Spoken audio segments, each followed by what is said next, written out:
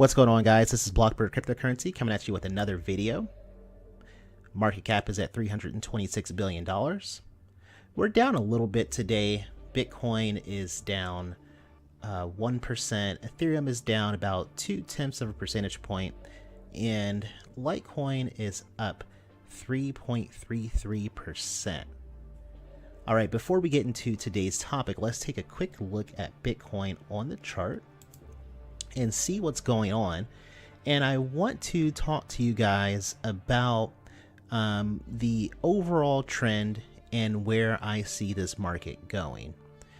So earlier today on Twitter, I was discussing my thoughts on the direction of the market. Now, as you know, I have been bearish, and that stance has not changed, though I am not as severely bearish as I once was. With that being said, I still am waiting for a major capitulation event. So let's talk a little bit about that. So if you look at the daily chart of Bitcoin, the general trend is downwards. We did have a little bit of what I would call an artificial boost right here a few days ago, which many, myself included, would attribute that to a short squeeze. Prior to this price action, we had the most number of short orders that we had ever seen in Bitcoin's history. So a savvy trader naturally take advantage of that opportunity and boost up the market and knock out those short trades. If you look at the overall flow of the market, it hasn't been as dramatic. It's been more of an organic process moving towards that eventual bottom. Whereas this, in my opinion, right here, it looks pretty artificial. Not in the sense of manipulation, Rothschild bankers coming in and playing with the books. No, but rather a savvy trader seeing an opportunity and taking advantage of that. So that's one thing I wanted to emphasize. In terms of the direction that the market is moving, I'm looking for more organic action. And additionally, I'm also looking at volume. So if you look at these events for these dips, you will see that we had these huge candles of green and red. And here we had this large spike of green when that trader knocked out those short orders. There could have been multiple traders. And here, when the market boosted up a little bit, we also had a major green candle. And when it went down, we had a major red candle. So with that being said, here's something that I'm looking for. So as you know, the death crawls has happened. And with that being said, there was not a major event of capitulation where the market, in my opinion, completely bottomed out in response to that death cross. We have not seen comparable volume to this volume that we got here on April 12th. I want to see a red candle that, well, I don't want to see it because, just so you know, I still do hold Bitcoin and other cryptocurrencies. So it will hurt me in the short term. But I know in the long term that this market has to rise like a phoenix, in the sense it has to lift up from its ashes. And in my opinion, there's a lot of smart money out there and institutional money that is waiting for that market to truly bottom out. And they're looking for a big red candle, something like this, or comparable to this green candle, where it's just a major event that culminates into that bottom. Additionally, if you look at these RSI levels, it's pretty sad. So going back to the end of 2017, so this is in December, we had RSI levels that were hitting 90, 76, almost 80, 80. And since the market broke down after that epic bull run we had in December and early January, the RSI has been stuck around 60. So what does that mean? Well, that means no one wants to buy Bitcoin right now. Here, the market was overbought. So naturally, there would be a dump. But with that being said, I mean, even when you have this huge spike here, the daily RSI really didn't get anywhere near that overbought territory. But we have been dipping consistently to oversold territory, which would be 30. So, and finally, this is not a negative video. Like I said, guys, I want this market to go on a bull run, but it has to bottom out. Let's look at one more indicator about Bitcoin and talk about the volume a little bit more. So let's look at the historical data, and we're going to look at the volume for the last 12 months. Okay, so we have been hovering in volume anywhere from 4 billion to 8 billion on a particularly good day, but generally speaking, it's been between 4 and 6 billion dollars. All right, so as we scroll down, going back to early January, when we were still in that bull market, we consistently had trading volume for Bitcoin of 18 billion, 16 billion, 16, 18, 15, 21, 23 billion. In December, the same thing, 21, 13. So we don't have nearly as much market activity going on in the market like we had in late December, early January. So, and then that goes back to those trading candles that I was telling you about. So I'm looking for these bars to really spike up, to get that engine going in order for us to see a true breakout. So that's just a quick, review about what I'm thinking about Bitcoin. Still bearish. We're going to see some short-term bull runs. They could last a few days. They could last an entire week. So this is actually a day trader's dream. So just be on the lookout for that. All right. So let's get into today's topic. So this is kind of funny in a way. I responded to it. I was bemused, to say the least, when I saw this. So Binance, Bitfinex, and more. New York launches inquiry into crypto exchanges. What's really funny about this is that Binance and, well, particularly Bitfinex, I can see Bittrex, but Bitfinex, they don't even serve U.S. customers. So I just find it really haughty that this New York Attorney General would give a damn or be interested in having these exchanges answer to him. So let's go through the story. New York's Attorney General is taking a closer look at some of the world's most popular cryptocurrency exchanges. Attorney General Eric Schneiderman announced that, quote, Virtual Markets Integrity Initiative, end quote, on Tuesday, saying it was a fact-finding inquiry into the policies and practices of cryptocurrency trading platforms. Letters were sent to 13 exchanges seeking information about their, quote, operations, use of bots, conflicts of interest, outages, and other key issues, according to a press release published on Tuesday.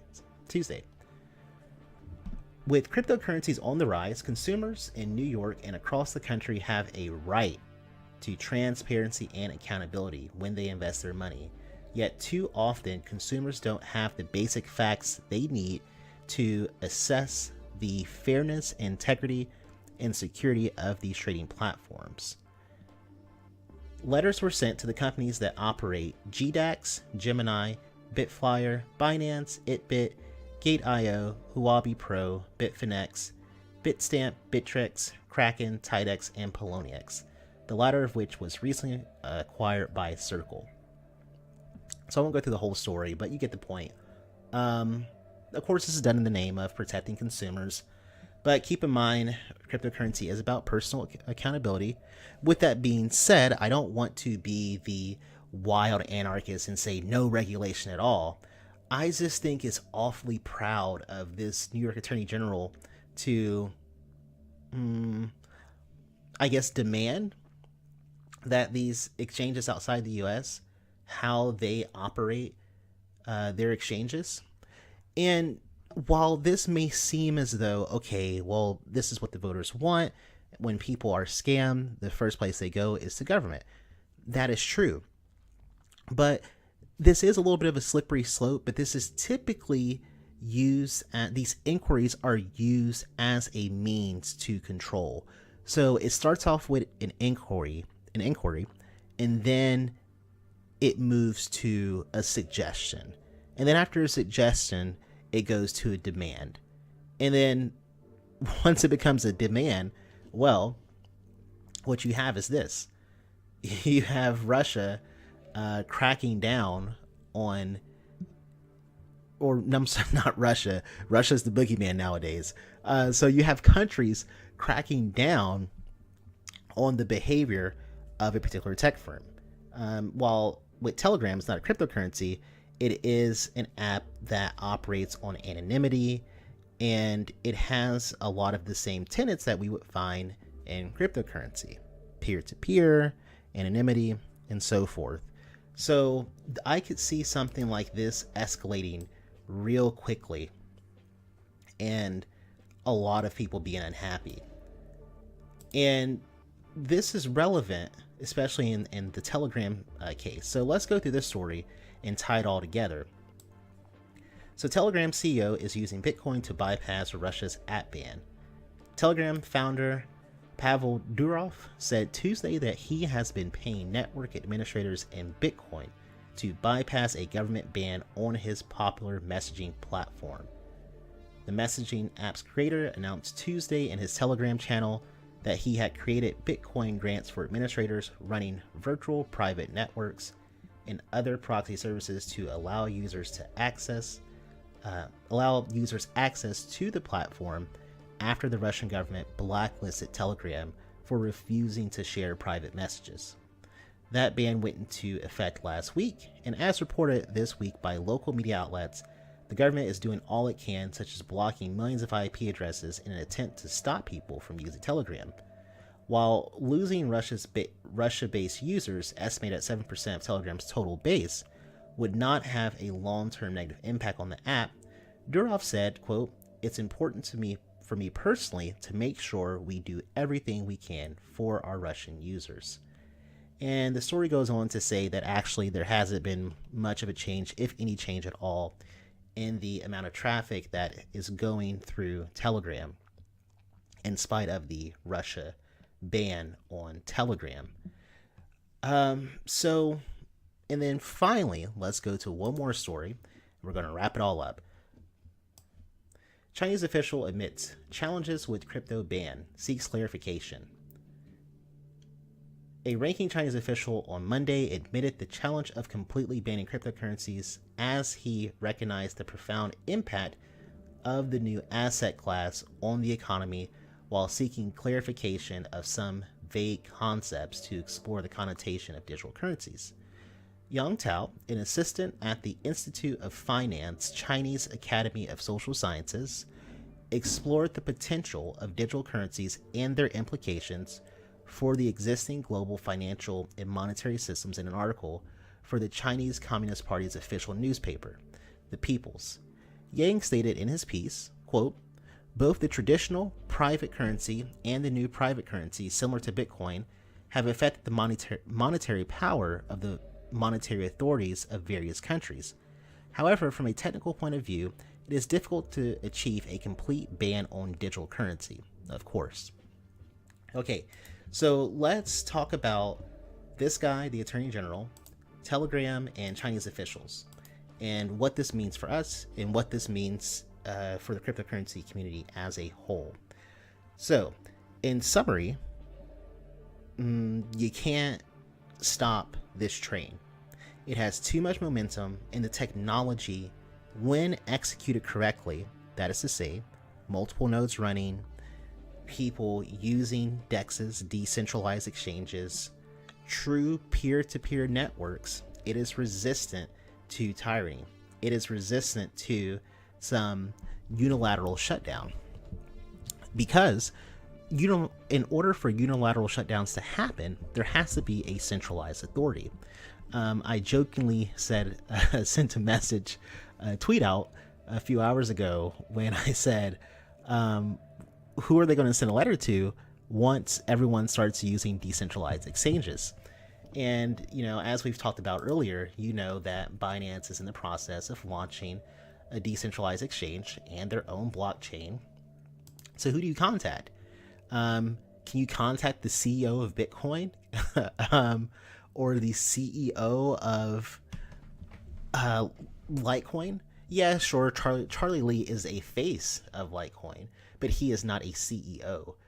There is a foundation that is associated with the project, but at the end of the day, these projects, at least the good ones, they are decentralized. They don't have companies. They don't have ICOs. They don't have a staff.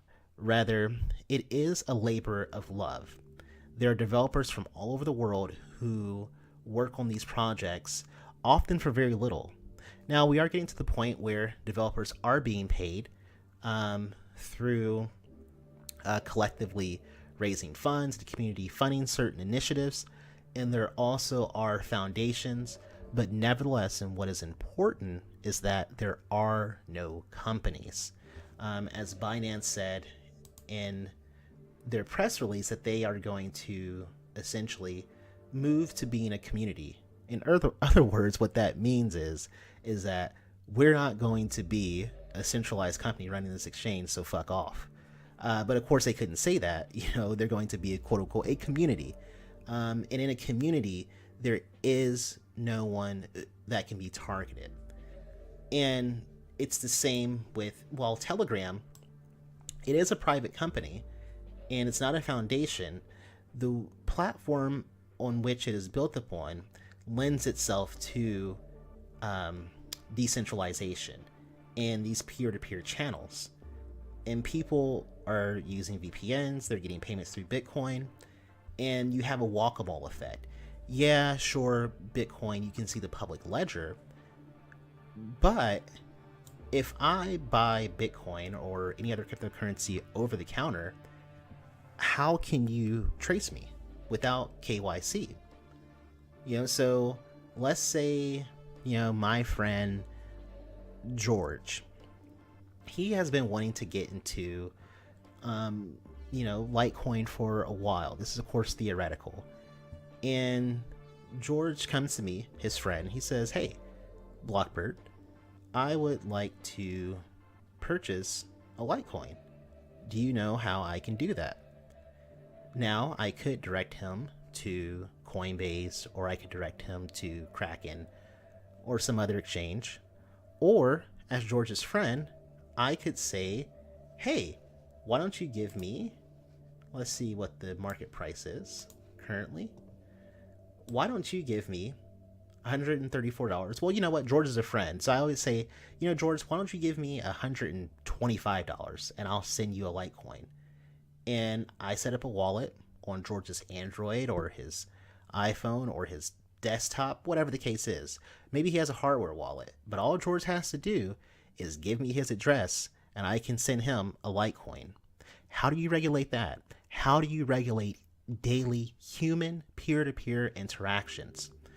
We are in the early stages of cryptocurrency, and exchanges, I think, at least centralized exchanges, are a temporary, albeit necessary mechanism, just because we are all trying to find our place with crypto and exchange it efficiently. And right now, we don't yet have an effective, truly decentralized medium of exchange, but we're getting there. Decentralized exchanges like IDEX are certainly a heck of an improvement over Delta, Ether Delta, and there are other decentralized exchanges popping up all over, like BitShares. So we're in the early stages, but once that starts, it's all over. And even excluding exchanges, okay? Once we start accepting cryptocurrencies and using it for day-to-day transactions, kind of referring back to an earlier video where I was saying that in order for Pay with Litecoin, the hashtag Pay with Litecoin to work, we're going to have to start paying people in cryptocurrency, because otherwise no one would let go of an appreciating asset. But if you are getting paid constantly in an appreciating asset, whether that be through a job or you are a vendor, then you are more likely to let your Bitcoin, your Litecoin, or Vertcoin go. You know, if you are getting consistently $20 worth of Vertcoin from your operation, then I think you would probably be more open to, and in fact is good for the community, to spending your Vertcoin on a purchase. And we're already at the point where applications are using peer-to-peer systems. In China, for example, people are using WeChat and Alipay to do transactions. And let's just take a quick look at this video.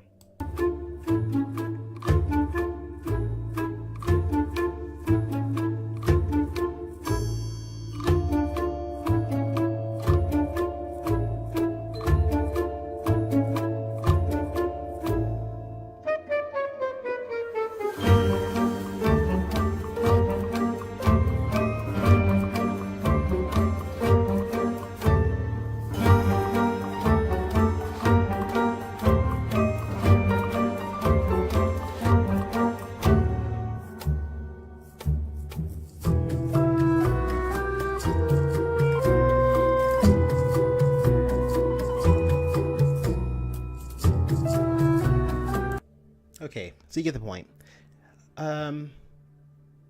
In summary, you know, thinking about this peer-to-peer application, WeChat, and people buying stuff electronically, we have to keep in mind that this is the direction that we're moving in anyway, and it's up to us to keep it decentralized. So we can use an app, or we can use dApps, or we may not need dApps. We can use simply a Lightning wallet attached to our phone to make these purchases. But so long as we don't yield to centralization, and of course at right now convenience, because yes, it would be convenient to use something like WeChat, but as his video said, that every transaction can be tracked. But when we move to decentralize dApps and wallets, well, it'll be nearly impossible. And again, yes, Bitcoin has a public ledger and you can see every possible movement that is happening on the blockchain. But I ask you, if you purchase Bitcoin from an ATM, if you purchase Bitcoin from a friend without KYC, well, where does the government start? How can they shut that down? They can't shut down the blockchain. So anyways, that's about it, guys. I know this video is getting a little long, so I want to wrap it up. And you know, this is my response to a lot of the FUD that's been going on, the India FUD, the China FUD, and a little bit of American FUD, and I'm sure there's FUD everywhere else. I think Vietnam, there's a little bit of FUD going on. And by FUD, and I'm just not just dismissing these events as just, oh, pointless, you know, pointless fear, uncertainty, and doubt, but rather these, in my opinion, are events that are not substantial. These are events that cannot stop cryptocurrency. Even if there were an explicit outright ban in the United States, yes, it would cripple the prices, but remember, we are investing in technology, and most importantly, we are investing in our freedom. So that's about all. If you guys like this video, be sure to give me a like and subscribe. I'll be coming at you with more videos in the near future. And in the meantime, I will talk to you later. Bye.